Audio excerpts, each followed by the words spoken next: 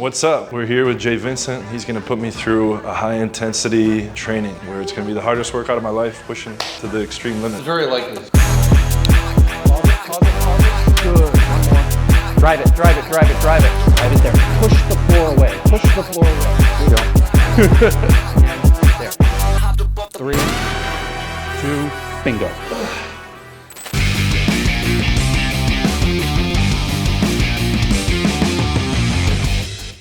What I teach people to do is go kind of slowly, right? Yeah. So you want to allow the weight to really load your muscles on the way down and then change direction slowly at the bottom. Because the way a lot of people lift weights, like if they were doing an overhead press, they'd be like this. The purpose of the weight is to stress the muscle.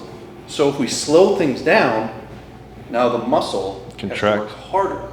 And the goal is to get the muscle to work as hard as possible. You can lift more weight like this, but you're not going to stress your muscles as much, and it's a little more dangerous. So the way I teach people to do it is take like 3 seconds to come down, 2 or 3 seconds to come up. Just kind of keeping the muscle under load.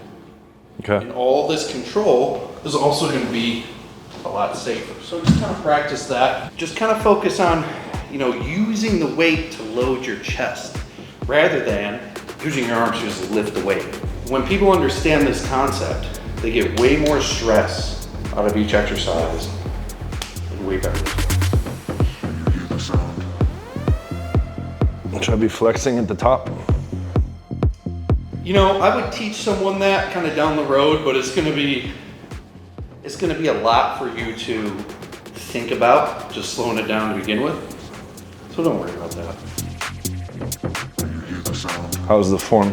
It's good, it's perfect. See how slow and controlled? In 25s, not a lot of weight. Feels like it though. Yep. A couple more, just kind of get yourself warmed up a little. One more. And then we're gonna do like a nice working set. Bring that one down, we're gonna go a little heavier. All right, so this is gonna feel a little heavier, but you wanna keep that same form. Torturing your muscles. That's literally the point of exercise. Come down easy, and ease into it. Good, and then right back down. Ease into it again. Good, and then right back down again. Nice control. Always control the weight, never let it control you.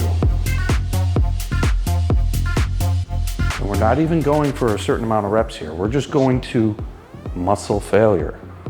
Now we're starting to approach failure. We're not quite there yet. I'm gonna spot you. Up. Good, control down again. Easy. Now ease into it again, maintaining the form.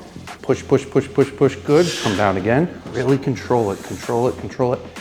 Ease into it here again. Now drive it, drive it, drive it, drive it, drive it. Stay focused with control. 2 more. Control, control, ease in. Drive it hard. Good, 1 more. Feel on the shoulder. 1 more, slow control. Right here, there, drive. Good, good, good. See the difference? All right, now let's. I probably would have stopped 2 or 3 reps before that. Exactly, so you want to push like that far, Yeah, that far. All right, now we're gonna go from there. We're gonna just do push-ups right away. Same thing, come down for 3 seconds and then push up there. Good, slow it down a little. Easy, and then ease into this. See, yep. And then ease into it and squeeze and engage your chest. Drive, good.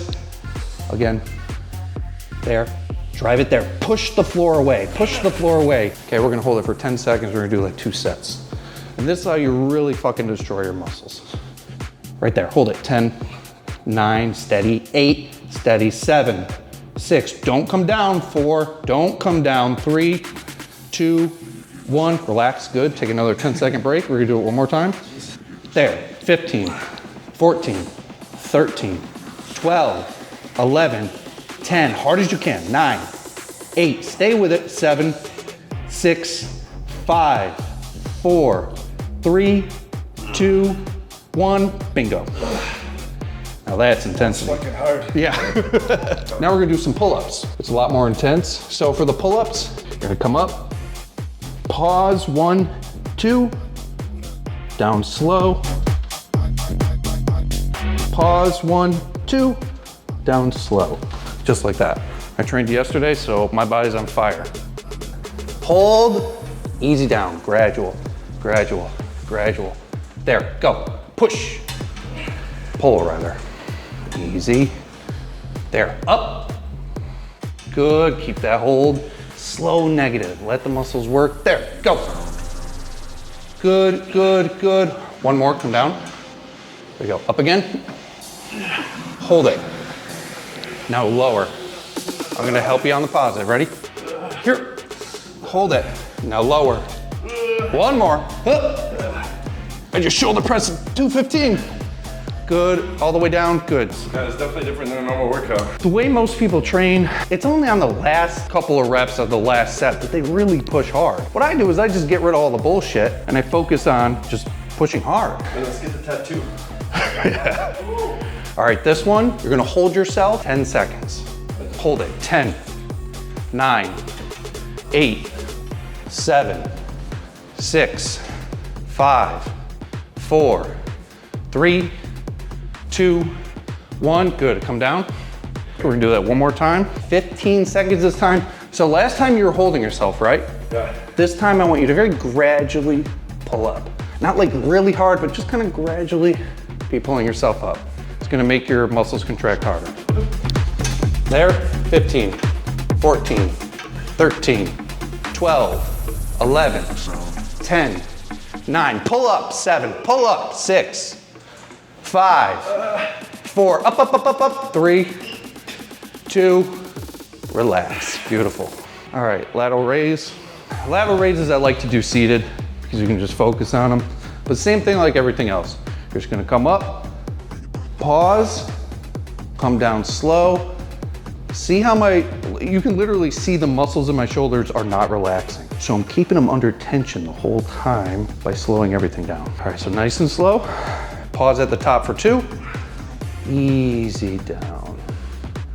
Easy up. Pause it. Easy down, perfect. Just think about your shoulders doing the work. Squeeze here, no swinging, ease into it. You might get stuck, that's fine. Good, come down. I'm gonna assist you on a couple. Just go up nice and easy. Coming up. Pause, lower, slow. Again, here. Pause it, pause it, pause it, lower, slow. One more, here. Hold it there, 5 seconds. Still as you can. Now you're dead. Okay, stay there. This is called a breakdown set. We trash them, Drop. and we trash them again. Shoulders on fire. There, easy down. Good. Holy shit, I'm on fire. Again, try to get 3 to 5, ready? I see your abs coming through, there you go. Ready? Again, up. Good, one more. Again, there. Good, set that one down. Put your shoulders out like this. Now I'm gonna push against you for 10 seconds. Don't let me push you down, ready? 10, 9, 8, 7, 6, 5, 4, 3, 2, 1. Come up again, 10 more seconds. Last one. Up, up.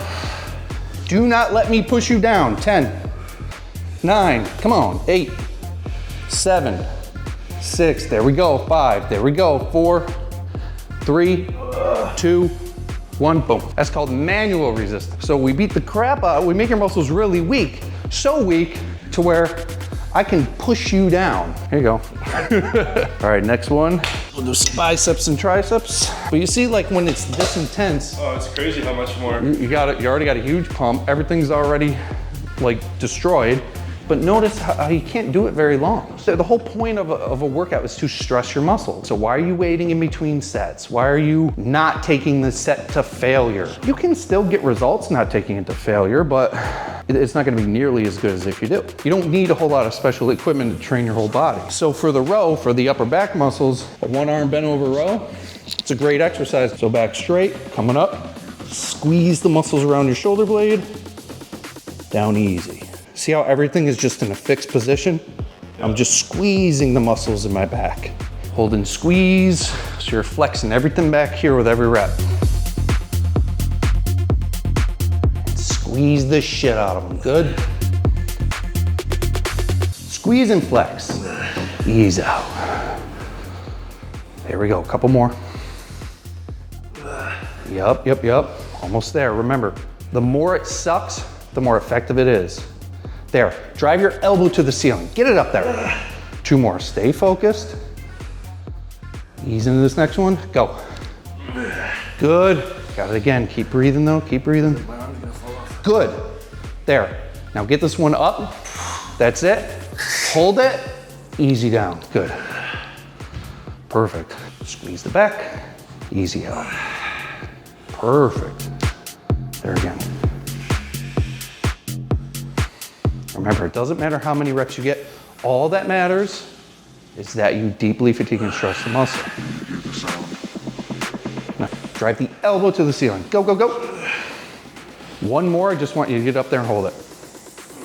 Hold it, 5 seconds. 4, 3, 2, 1. Easy out, relax, good. Triceps and biceps next. I already got like 15 minutes of a heavy cramp. Did you drink water today? No. Okay, well there you go.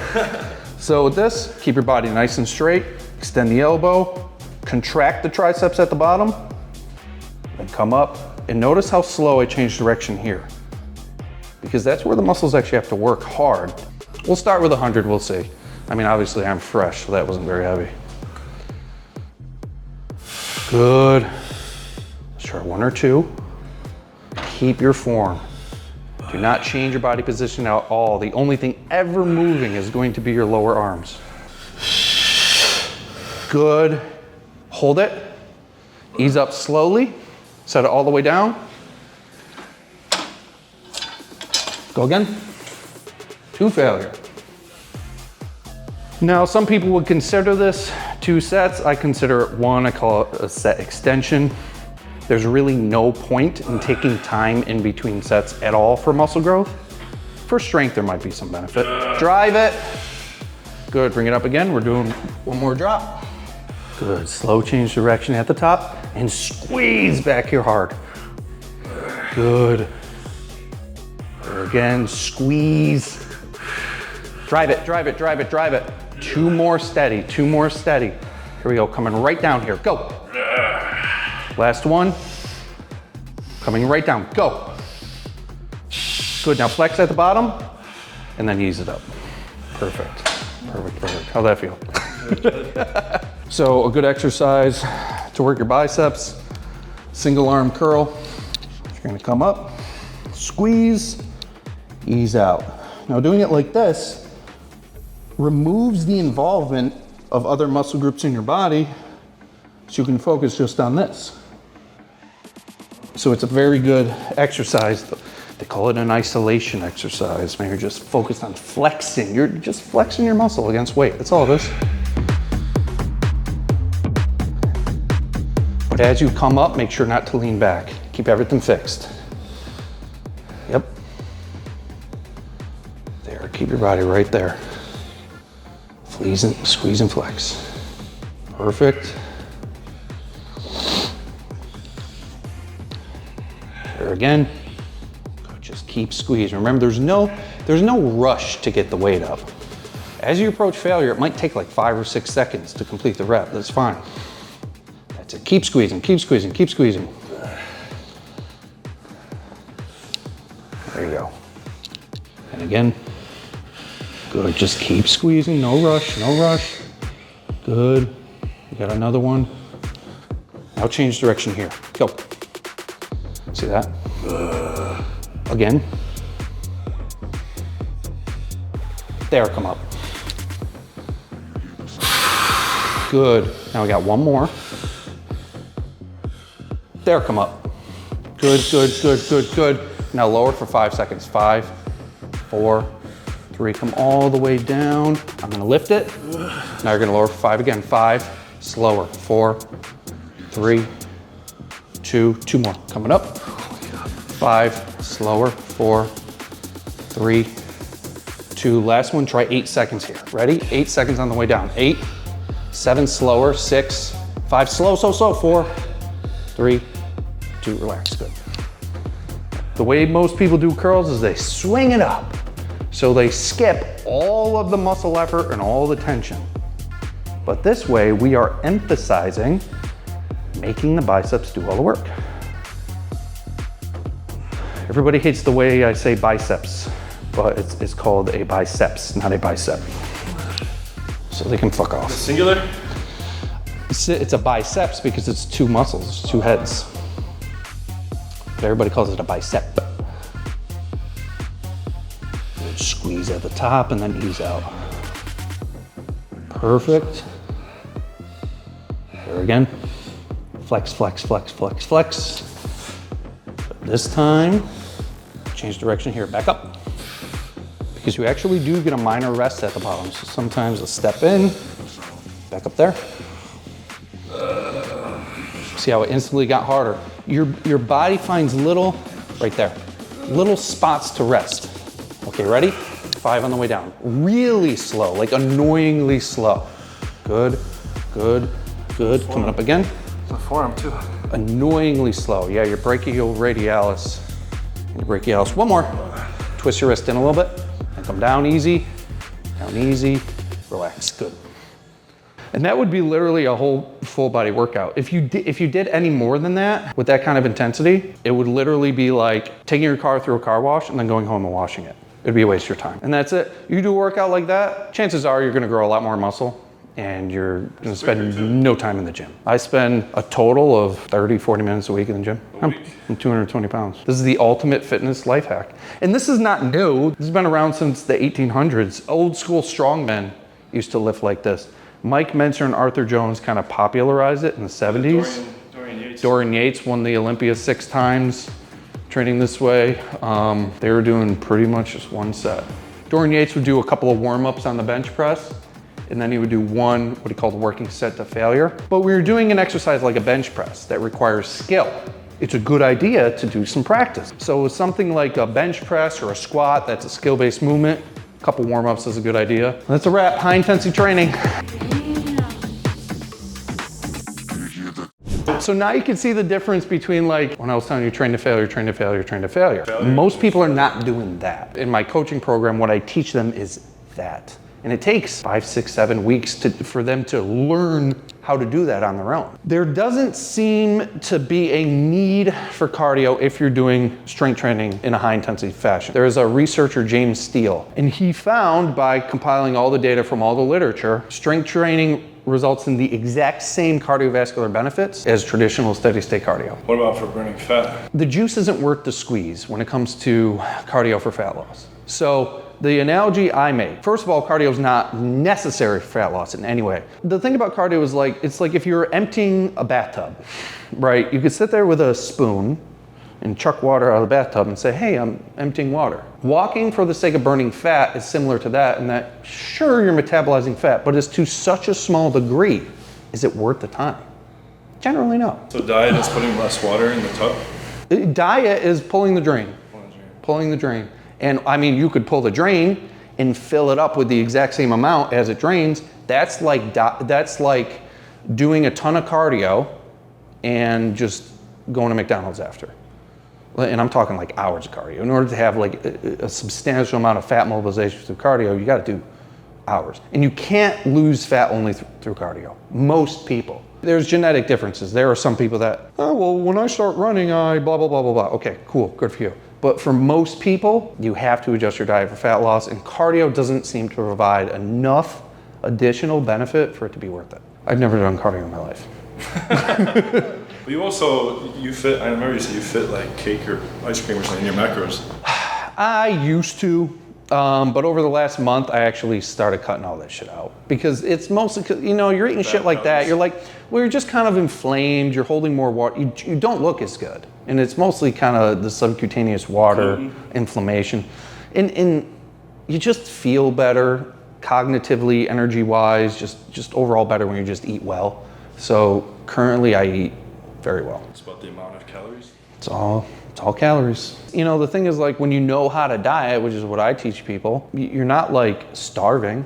You're eating foods that, you know, it's a high amount of food, but it's kind of low calorie. A 10, 12 ounce piece of steak might be 600 calories with 60 grams of protein, 70 grams of protein. Like, you know, you're eating like that. So it's very filling, but the calories are relatively low. Meanwhile, you go to Starbucks and you get a muffin, that's 600 calories. Yeah. So it's like when people think diet, they think, oh, I have to like eat like a bird. No, you don't. You just need to choose foods that are dense in protein, nutrients, and they end up being relatively low in calories. What about glycemic index? It's important to keep that mostly low, or it doesn't matter? Well, if you're eating like kind of just foods that occur naturally in the environment for the most part, like animal proteins, multigrain bread, rice, stuff like that, your glycemic index is going to be low.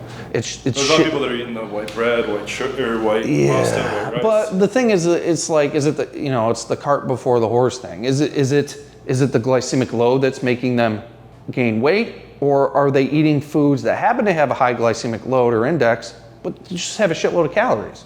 It's mostly the calories. Because if you're strength training, the glycemic index won't make a difference because your insulin sensitivity is going to be through the roof. And what it is these people get fat from not exercising, eating all those high glycemic load foods, and then they become insulin resistant. And now what happens is if your muscles and your liver cannot take in glucose, it's got to go somewhere. So the insulin takes it to fat. The insulin doesn't take it to muscle because there are no receptors on the muscle anymore. So everything goes to fat. But that's just a side effect of just being unhealthy and not stressing your muscles for a long period of time. But that can be reversed like. Cool. So it's important people to realize it's not about how often you're training or how long you're training. It's about putting each group to absolute failure. I think you told me one of the first interviews we did, you was telling me that once people start feeling the lactic acid, or they start feeling the burn, or they start feeling pain, a lot of people stop. And that's where the progress comes. That's when you're starting to feel that's metabolic stress. That is when your body starts to recruit more muscle. So if I'm doing a curl, the amount of muscle that is recruited during this exercise is based on the amount of effort. Now this is just basic neurology that's been known since 1938. The reason people think you need heavy weights to build muscle is because this is not as intense as, if I got 50 pounds. This is much more intense, right? So it's that intensity and that effort that makes your nervous system recruit muscle fibers. So if I have 100 available muscle fibers in my arm, which I have thousands, if I want this arm to grow the most, I want to stimulate as many of those 100 fibers as possible to grow. How do I do that? Is it reps? No. Is it sets? No. Is it exercise selection? No. It's effort. So this is going to recruit, we'll say for the sake of easy numbers, 20% of my muscle fibers. Now if I get to the point where I'm contracting as hard as I possibly can, my nervous system is exciting as many muscle fibers as possible, all 100, to deal with whatever it has to deal with. So it all comes down to you can do a lighter weight to the point where you're contracting really, really hard, 8, 9, 10 sets reps down the road, or you could do a heavier weight where you're doing it right off the bat. Just the problem with heavier weights is that the heavier the weight is, the more force there's going to be on my connective tissue. Because I've got my muscle pulling at this tendon here, and the weight is pulling at the tendon here, and I'm creating something called shearing force. There's a limit to how much force this can handle before it snaps. And we want to stay away from that limit. So that's why if you choose a more moderate weight and you do 6, 8, 10, 12 reps to failure, now I can get the same amount of effort, but without using a weight so heavy that I create all that force and potential injury. Yeah, I remember he told me that it doesn't matter the weight. What's it called? It doesn't matter the size of the weight. It's just about your body doesn't know the weight difference. It just knows resistance. It seems the best results are between 5 and 30 reps based on research. Because at a certain point, if it's super light, practicality, 6 to 12, what you said before. I like 6 to 12 rep range, but you can go as high as 15, 20. To failure, then you're up in the Then you want to up a little bit. So you choose a target rep range. So say like day 1, I'm doing curls, I could get 20 for 9. My 4th workout, I can get 20 for 13. Well, now it's time to go up to 22. The smallest increment possible. Most gyms have 20, 22.5. If you were at 13 to go up to 25, you might get 7. But then you stick with that until you get 13, 14 again. And that's progressive overload. Join my coaching so I can teach you how to do what John did. Because, watching a video is one thing. Oh yeah, it looks pretty hard. But how do you know how to do that? takes practice. If I'm not there making you do it, you've got to learn how to do it on your own. Yeah, there was that's what I times teach where in coaching. I was spent, and then you say 2 more, and then you put your head into it and you can do it, and then you say 2 more and you didn't even realize you could go further. Yeah, so see how, I've been doing this for so long, I can talk you into doing way more than you would ever do on your own. That's where the value of a trainer comes in. Now what I do in my coaching is I teach people how to do this on their own, which, like what you do with your system, you're equipping them with the knowledge to where they're not gonna need a coach again. I equip them with the knowledge so they'll never need a trainer or a coach again by teaching them how to do what I just did with you on their own. And a lot of times these guys end up becoming trainers part-time and coaching people because they become experts. How quickly can guys see results? I had a guy start with me 2 weeks ago. He was on a keto diet, right? 39 years old, so no carbs. And his DEXA scan, he got right before he started with me, he got a DEXA scan 2 weeks later, 4.9 pounds of lean mass. And he reduced his body fat by 7. And I trained him 4 times. Okay, he had 4 workouts. I trained him on like a Tuesday and a Friday. Tuesday upper body, Friday legs, Tuesday upper body, Friday legs, 5 pounds of muscle. Like that was it. The reason I say no carbs is because DEXA scans, lean body mass can also reflect how much glycogen's in your muscle. Had he been eating carbs, that probably would have looked like 7 or 8. So the fact that he has very low glycogen shows that it was 4.9 actual pounds of actual lean muscle tissue because the glycogen was depleted. And how long are these workouts? 30, 45 minutes. I mean, you could zip through it like that, or you can take your time. That's the big benefit in terms of efficiency. It's less workouts for less time for way greater effectiveness. Right, because people are under the impression like, the more because people have been told sculpt and tone, right? So as I'm doing this, I'm sculpting. A lot of people and I'm think that they toning. need to go to the gym every day, and if they miss a day, that they're fucking up. If you're able to tolerate going to the gym every day, you're just doing physical activity. You're not training hard enough. That's unpaid manual labor is all it is. You might as well go mow someone's lawn. It's the same fucking thing and get paid for it because you can't possibly be training hard if you can do it every single day. And what they end up doing is they end up trying to make up for the lack of intensity by a heck of a lot of volume. More frequency. And the thing is, because people have been told you sculpt and tone. Like if I'm doing this ab exercise, I'm sculpting and toning. It doesn't work like that. Exercise is a stress on your body. That stress, the body adapts to that stress the days following when you're recovering. Yeah, you told me this is an important point too. You were saying even if you do splits, like if you're splitting like push-pull legs, it's still not good to do every day because there's systemic shock. Right, like people try to split like, well, I did upper body yesterday, I can do legs today. Oh yeah? So what I tell people is pretty much a lot of people know what they can bench press, right? Say you can bench press 225 pounds, that's your max bench. I'm gonna have you do a set of squats to failure first. And let's see if your max bench press is still 225. The answer is gonna be fuck no. The reason is because the whole body is affected.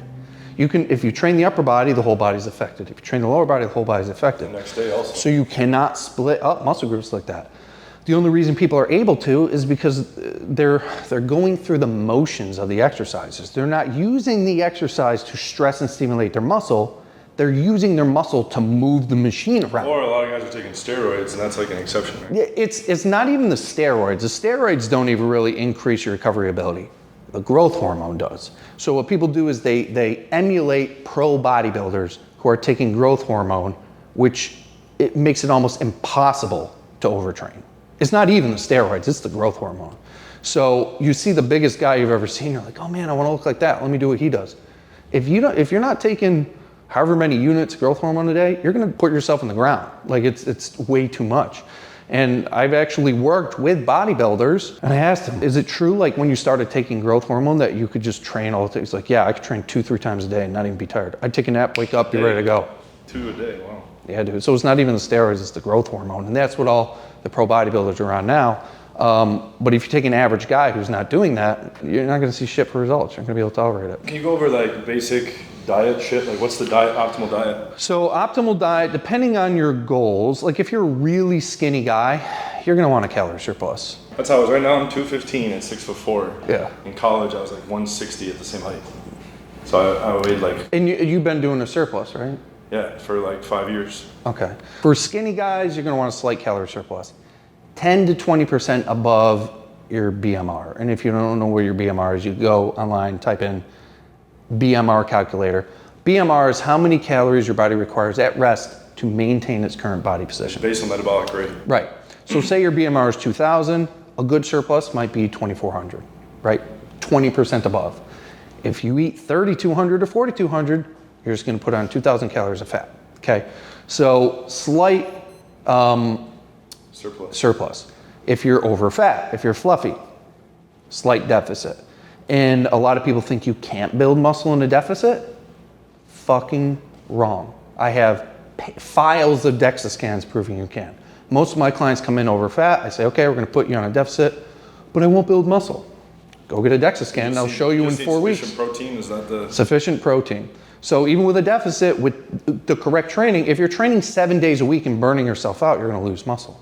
But if you stimulate properly, I have guys losing fat and building muscle in a deficit. I had a guy A lot of people say it's impossible, right? Training like a complete moron like they do, it's impossible, yeah. Because they're doing too much. They're constantly in a catabolic state. They're in a catabolic state from the deficit and a catabolic state from their workout. You wanna be in an anabolic state. And if the frequency and volume isn't too high, you can be in an anabolic state. Your body will use your fat tissue for energy reserves to build muscle. Not as much, but it'll use it. In terms of protein, Dr. Stuart Phillips, he's like the protein master. He's been studying protein for like 30 years. About 1.6 grams of protein per kilogram of body weight. So if you're a 160 pound guy, 140 to 160 grams of protein. If you're a 200 pound guy, you know, it's almost about a easy thing to do would be a gram of protein per pound of like target body weight. So if you're 260 pounds, you're fat, and you wanna be 180, shoot for 180. Like if you're 260, you shouldn't be eating 260 grams of protein, that's ridiculous. So if you're 160 and you wanna be 180, go for 180 grams. And that's easy. That's 3 meals a day, 4 or 5 eggs in the morning, you know, beef, chicken. What about water? What's the water target? 2 liters a day, 1 to 2 liters. People think that if they drink more water, it's gonna have this... Like my endocrinologist told me I need like 4.5 based on my size. Yeah, I mean, you're just gonna be going to the bathroom a lot. I mean, because remember, just like everything, there's a point of diminishing returns. If your body has all the water it needs, you're just gonna be pissing every 10 minutes. But people tend to just focus on too many stupid little things like fasting, and it's really basic. 80-20 rule. 80% of your results are gonna come from 20% of your efforts. You don't need to focus on 80% for like a small change that you might not even notice. I like the no rest too between sets, right? Yeah. Chest press straight to push up, right? Intensity. Yeah, the reason I did that is, you know, if we had a well-designed machine, we wouldn't need to do that. But the thing is, a lot of it is a technique breakdown with something like a free weight chest press. Right? Yeah. So I noticed, you know, your technique was kind of breaking down because you know, it wasn't necessarily muscle failure. So I'm like, okay, we got some good stress there. Let's go right to here so we can focus on something really simple to really drive the chest home. So that's one of the downsides to like free weight exercises, dumbbell exercises, is they do require skill, and sometimes you might fail just because there's a technical form breakdown, which may not be failure because your muscles. Like you felt on the biceps, there's no technique or skill with that. Yeah. You felt your muscle fail. It couldn't produce force anymore. You may not have felt it on the chest press, you just felt that, oh, the weights are gonna come down, you know? But if someone has access to both machines and free weights, what's a good balance? Whatever you want. And cables, right? Whatever you want. Yeah. I mean, as long as it goes to failure? Yeah. I mean, machines are more efficient and safer, but... What about range of motion? Does it matter much? No, you can, I had a guy in my group, he put on about, let's see, he started at 127 pounds, now he's 152, real skinny guy. And he did all static contraction, meaning he never lifted a weight. He just contracts his muscle statically against things. Force? Yeah, until they failed. And he put on muscle. So in order to recruit muscle, it needs to produce force, right? I'm not moving anything and the muscle is producing force. If it produces a high amount of force long enough to where it gets weakened, I'm going to stress and stimulate the muscle. That's like that machine, the German machine. Yeah. When we first met, like 4 years ago, Oh, he yeah, had this yeah. German machine, and all you're doing is just pushing against it. You're not moving any weights. You're just pushing force against an opposing force. The Areta trainer. Yeah. There are, you know, ARX is a machine like that. So you're just pushing against it as hard as it can, and it's moving on its own. So you could just do static isometric exercise and build the same amount of muscle if you do it intensely. The whole point of range of motion is there's a neurological adaptation that could be useful. And, you know, doing a workout like this until my muscles fail would be so fucking boring that you wouldn't stick to it. So range of motions, lifting weights, it's mostly like a novelty thing when it comes to, and plus people will generally push harder if they're lifting weights versus if they're just standing there holding it. But in essence, the range of motion is pretty irrelevant. But that's what kind of what you're doing with the pull-ups. You get up to the top and you just hold it. And that was probably the most intense one of the most intense back exercises you've ever done. You're almost ready to drop, pulling up. Yep. So yeah, so you're starting to fall, and now I say pull up, and now you're contracting even harder. These are all like psychological things that I learned to get people to contract their muscles harder. You know, I've done it with kind of older clients all the time who have, you know, mobility issues, and gotten them strong to the point where their mobility issues are now gone. So if I take an older client and I have them, you know, and they have mobility issues, I start them off just holding weight or contracting against something that doesn't move, and then work them into range of motion. Because you obviously can get stronger by not moving anything. Yep. And the reason they're able to now move weight is because they're stronger. So guys, tell the website again. All right, so if you want to work with me personally, I guess we'll put a link in the description below. Yeah. But if you want to learn the principles behind this training, you know, do-it-yourself program, it's called goldenerasystem.com. It's a long video series that explains all the principles in detail, gives you demonstrations. So you can go through this course in about 40 minutes and go right to the gym and do it. So that's a do-it-yourself thing. But if you want me to extract the best results possible out of your body, I guarantee people 5 to 10 pounds of muscle in the first month, because that's what I've seen on a consistent basis. That's more than you gotta have me work with you personally through coaching. We'll put a link down there for that. 5 to 10 pounds of muscle in 1 month. People don't believe it, but I got DEXA scans on DEXA scans. It's the same shit with my dating programs. We guarantee you guys will get laid in the first week or two. Yeah. Very consistently, even if they're virgins, even if they're on a dry spell, even if they're out of divorce. It only sounds too good to be true because of how wrong people do things. How all the other shitty results are. Yeah, and then keep in mind too, a lot of my clients seeing gains like this, they're not kids in their 20s. They're guys, I had a guy who was 60. 39, right? Yeah, and the other guy who put 4 pounds of muscle on the first month, lost 7 pounds of fat. He was on a carnivore diet, in a deficit, and he was 63 years old. Wow. So guys in their 20s can't put on that much muscle doing their bullshit. I had a guy in his 60s do it. So you can imagine what guys in their 20s do, or 30s. Cool, thanks so much. Always. Definitely feel, as soon as I was on that workout, I felt my whole body was all jelly. Wait till tomorrow. Just feel it all moving. You're gonna feel it tomorrow. When do you feel the most soreness? Usually 1 or 2 days after? 2 days. I have no idea why, but it just seems to be the case. 2 days. Thank you guys so much. Make sure you like and subscribe. Until next time. I said fuck the industry and did it my way. I learned how to roll up weed, I didn't roller skate. Go in the backyard, look at the lake and I meditate. All I need is one scale, a couple bells. Came in this shit by myself. Dolph, why you fuck this girl? Shit, cause I'm a player. Quarterback, no NFL. Ay.